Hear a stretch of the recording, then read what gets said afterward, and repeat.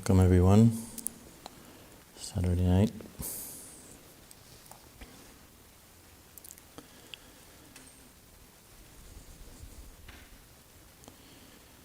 Ajahn Cunda's family is visiting, so it's been a very long journey to be here. And thank you for coming.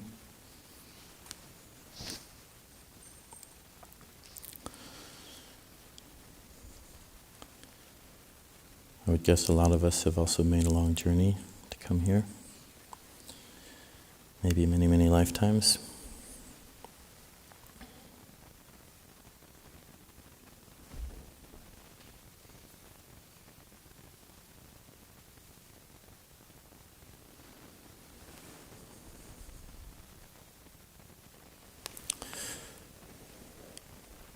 When we were sitting this evening, I was reflecting on some of the noises we were hearing in the room, and was remembering my own activity as a child and how difficult it was to stay still at times. To be in a room and sit with nothing seemingly to do was not an easy task.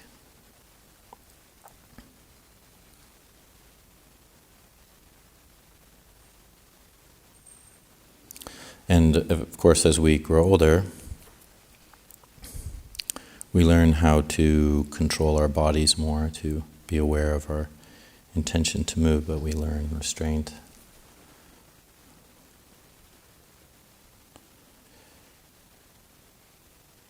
And so restraint of the body comes first. It's much coarser than restraint of speech or the mind. But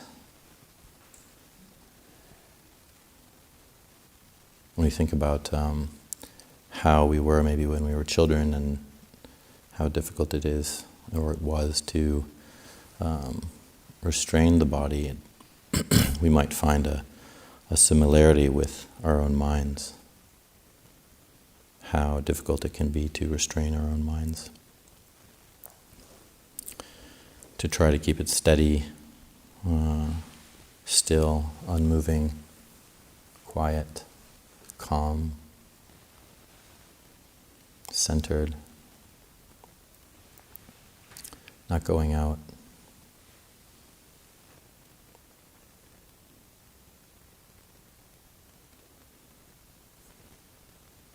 Even as we went through that meditation, what was the experience?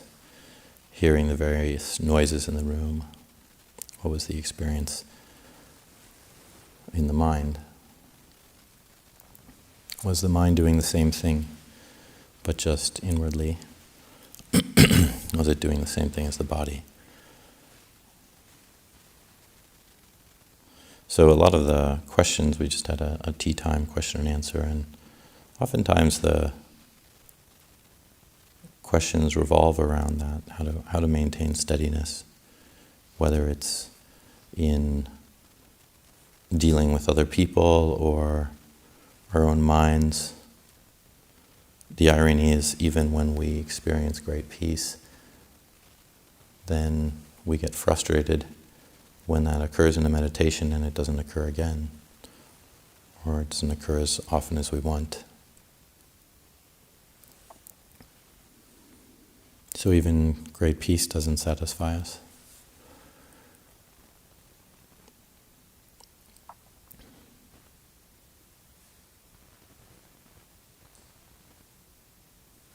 And often what the problem is we're trying to feed on things.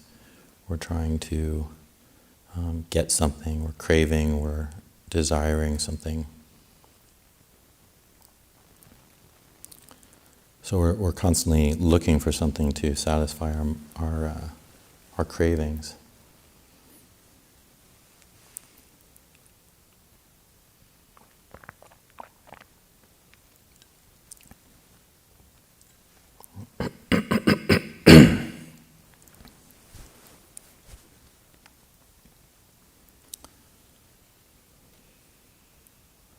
the Buddha uses a word called nutriment. We're seeking nutriment. And one of the ways that one of the nutriments he talks about is just physical food.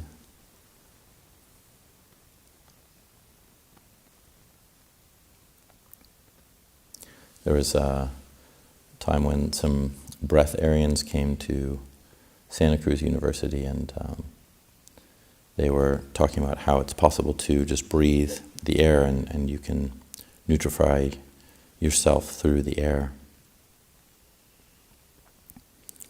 And this was at the University of Santa Cruz, where I spent some of my college years. And so they came there, and people were very awed by this. So, wow, you can get all the energy you need by just breathing. It's amazing. And probably it's true. There's some energy that can be absorbed just through the breath.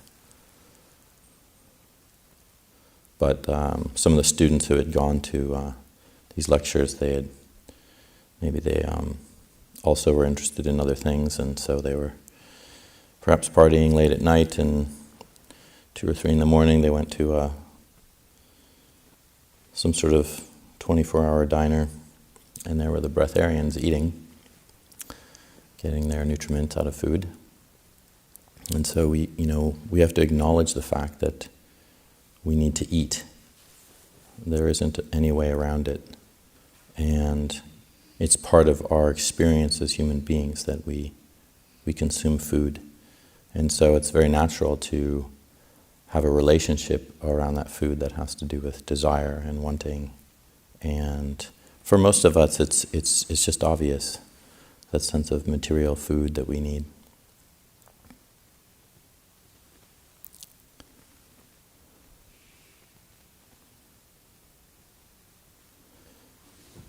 And so that's one of the realms we can really work with.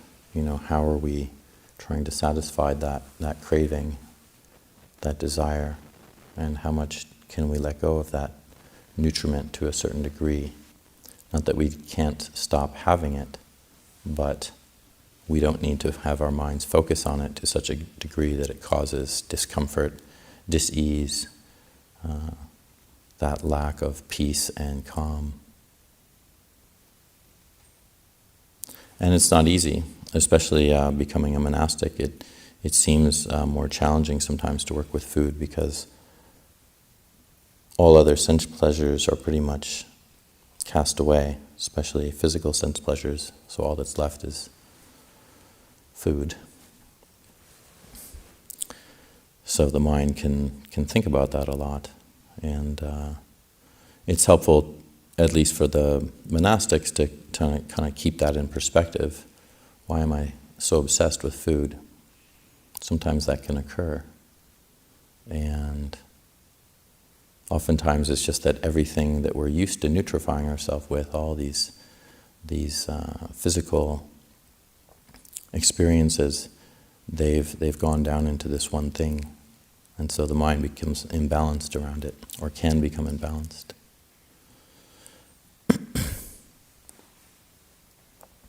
But there's also other nutriments that the Buddha talked about, and one of them, the second one, is actually sense impressions. So that's the fact of just how we just want to sort of gobble everything up around what we see, what we taste, what we touch, what we hear. We're just always wanting to get something in that realm of the senses. You can think about that today, like what's gone on for yourself today. What have you tried to consume in the senses, the sights, certain sounds?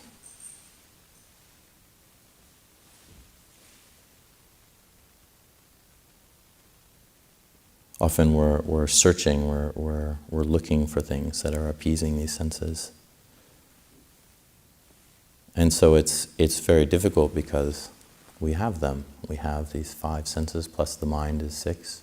And you can't ignore that fact. You can't just kind of say, put this kind of desire or interest down. You just open your eyes and there your mind goes. What am I looking at? What am I seeing?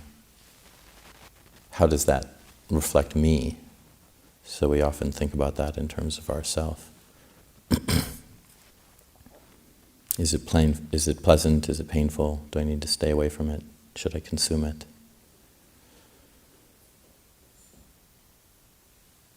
And it's with the realm of sight, I think most of us can have a sense of that, like how important that sense is for us, that interest we have. It'd be very hard for us, for example, to walk back to our dwelling places if we didn't have any sight. But it's often not just a need that we have, it's that we want to dress everything up. We want to see it as beautiful and interesting.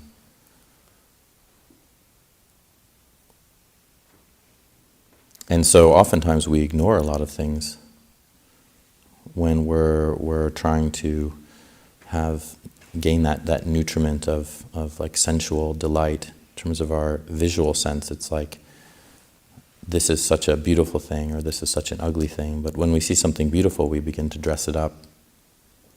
If you just stare at something beautiful long enough, it doesn't have as much interest for you any longer.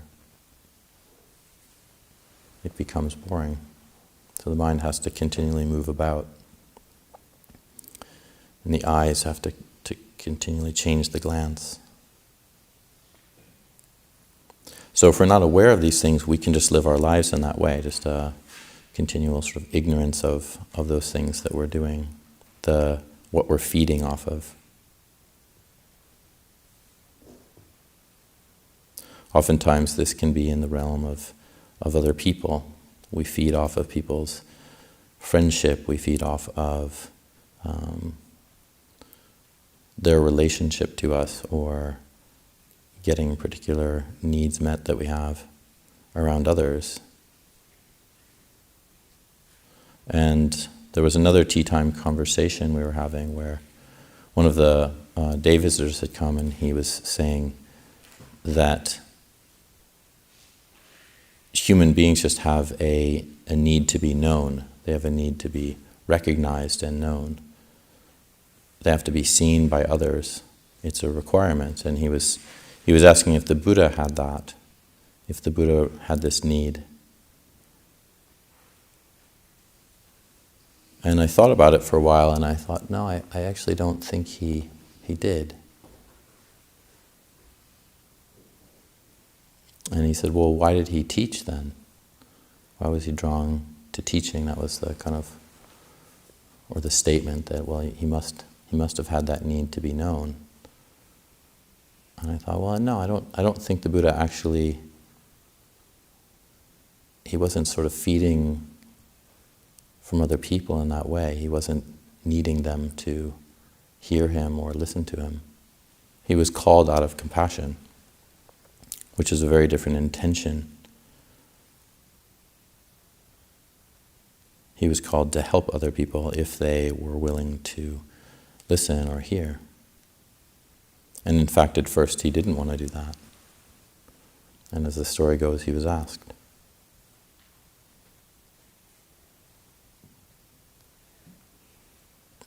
And it's a very good contemplation, I think, to have that sense of how do we go about engaging in our life, practicing with the Dhamma, and seeing how we can gain less or a need for less nutriment that isn't skillful for us, that isn't so helpful. At first we do need, of course, other people. This is where the Buddha pointed out the Sangha is the whole of the holy life. But eventually, I think, or my own impression is that an arahant no longer has a need from others. He's no longer using others as a nutriment.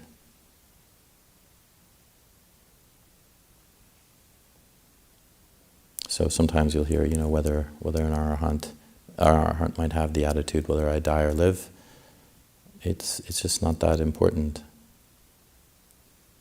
And they can recognize that they might be able to help people, but they don't need to do that. It's not something that their life depends on.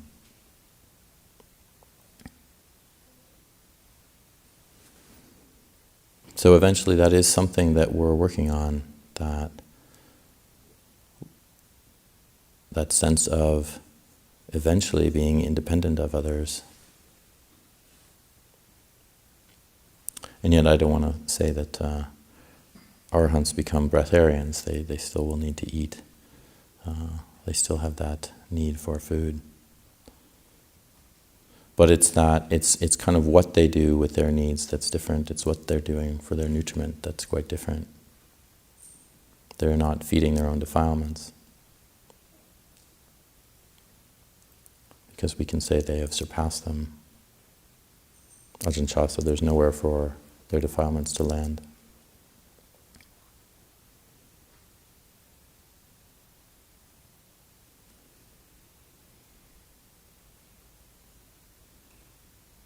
Another nutriment that the Buddha talks about is volitional nutriment, or volitional action, which has a lot to do with karma.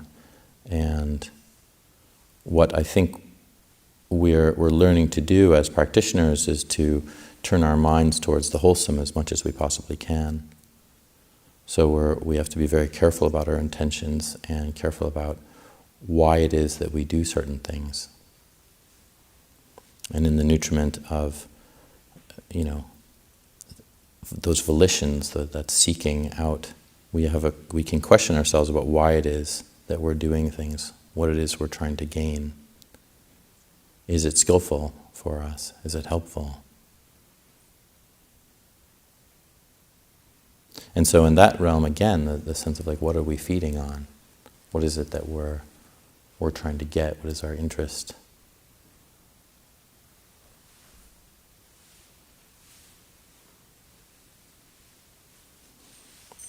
And so we can reflect on that in our daily life, just our consistent interactions with other people, our interactions with our own minds, how we speak to ourselves internally, how we are with others. What's our motivation? Is it helpful? Is it kind? Are we kind to ourselves? Encouraging ourselves in ways that are helpful?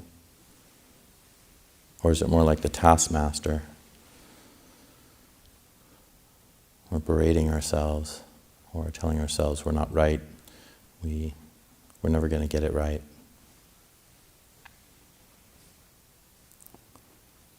Too many failures, just never going to work out. These are all ways that we're filling ourselves up.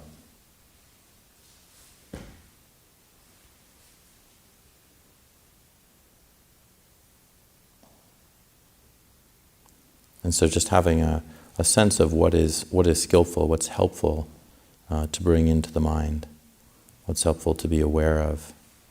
And so much of it is about our intentions, what it is that we're doing, why we're doing things. And the problem is we can be like weasels. We tell ourselves that we're doing something, but the reason might be quite different. We hide behind that. We're not so honest with ourselves sometimes. And so we need to also be aware of those motivations we have behind it, what it is that we're doing.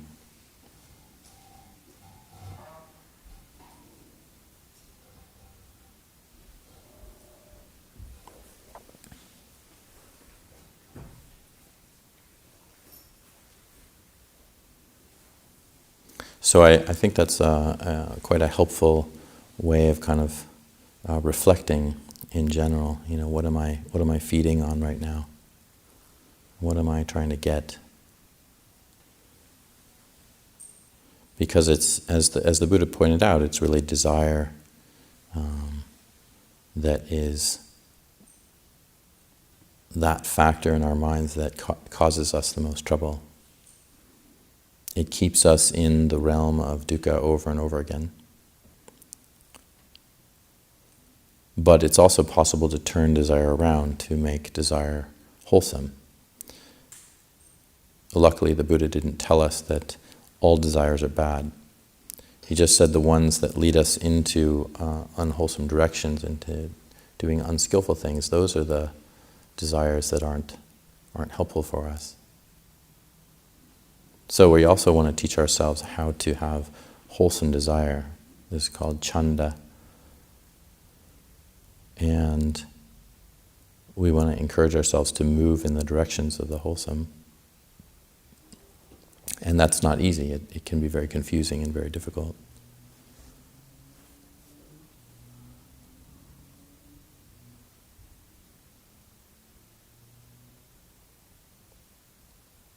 So you can ask yourselves that too, like what is skillful, even right now in this moment?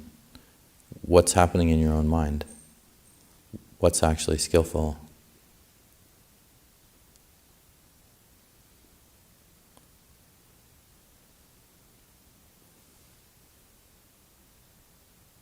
Can you identify that and try to see that very clearly? And of course, this can be very difficult because the mind has many directions it's being pulled in. It can be hard to hold it steady, even just to see whether an intention is wholesome or not. But that's okay. You're just trying to work with it. You're cultivating that sense of calm and centeredness that has the ability to see.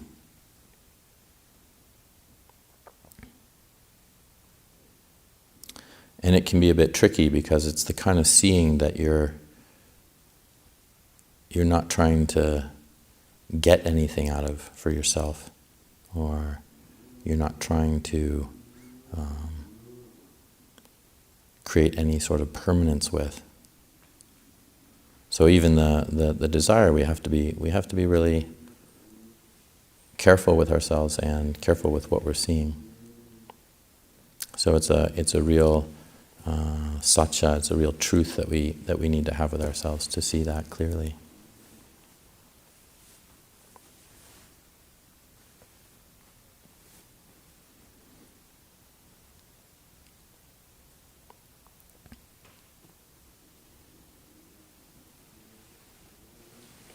In my own life, one of the things I find helpful to see sort of my motivation around things, and as I was talking about, like what is it that I'm kind of consuming or nutrifying, is in the contact and communication and relationships I have with those people who I live with in the monastery.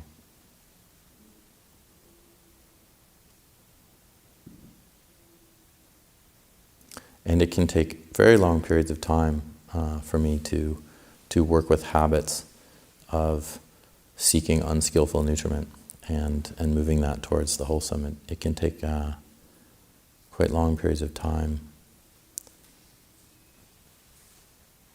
It's like seeking approval. It's very ingrained. You're just born, and if you're speaking with your mom or your dad, you want approval. Brothers or sisters, friends. There's that sense of wanting others to be happy with our own behavior. And then we can suffer if others are not.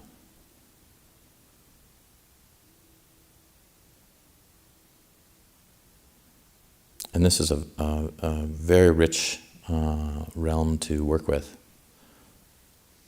because as the Buddha noted, there's just no way that you can have approval from everyone.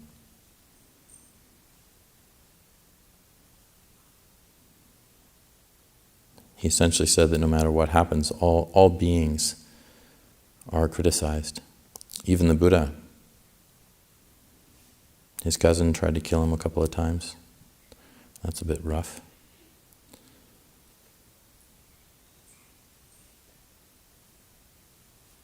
People were critical of him and misunderstood him, but in the suttas it doesn't seem like he was very strongly affected by that, if at all. So sometimes I like to reflect on that. Well, most of you have seen the license plate, what would Jesus do? But when we ask ourselves, what would the Buddha do? And we have a sense of his teachings, we have a sense of how he lived, and because of his teachings, how he thought. It really gives pause to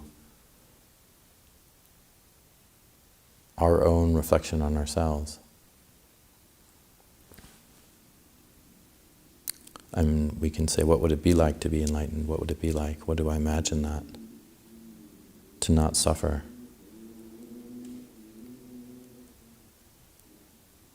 To not be overwhelmed by desire for so many different things, cravings.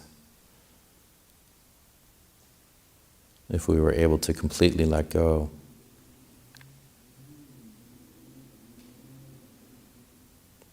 just thinking of an end of craving, it can bring peace to the mind.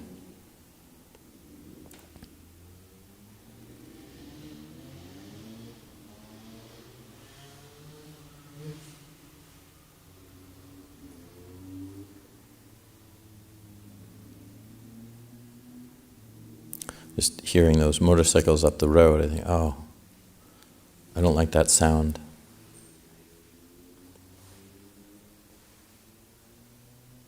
And the agitating quality of that volition. I don't want this. I don't like this. And get it out of here.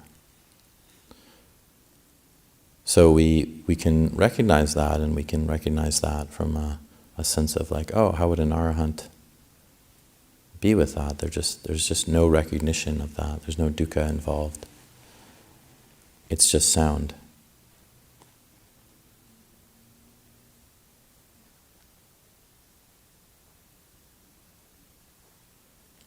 So, again, when we're meditating and we hear the pitter-patter of little feet, and we start to have various thoughts going in our mind, it could even be that those are pleasant. But when sound is just sound, then there's that pure enjoyment of the letting go of craving for just something, anything to be otherwise.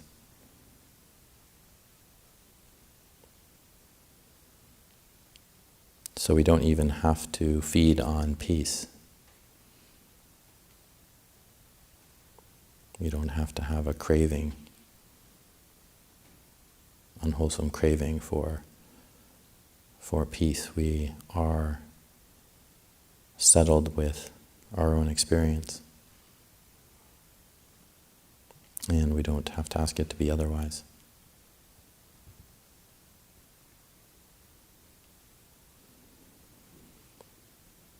So these are just some reflections tonight, and if there's anything that's been helpful, please take it with you, and anything else that has not really been of any service, just feel free to leave it behind. Well.